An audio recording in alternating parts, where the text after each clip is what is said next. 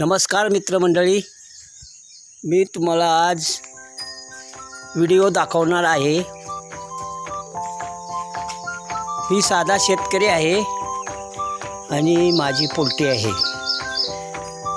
तर शेतीला जोडधंदा म्हणून मी पोल्ट्री करत आहे, पोल्ट्री व्यवसाय करत आहे। म्हणजे काय होतं, शेताला धंदा आणि हे शेतीसाठी खत तयार झालेले आहे पोल्ट्रीचे, आणि हे खाद्य आहे पोल्ट्रीचे। तसेच आम्ही दोघंजणी मिळून पोल्ट्री चालवतो, मी आणि आमची मंडळी। ही माझी पोल्ट्री आहे, आम्ही दोघंजणी चालवतो। आता खाद्य घालायचे आहे, खाद्य हलवायचे आहे, असं करतो।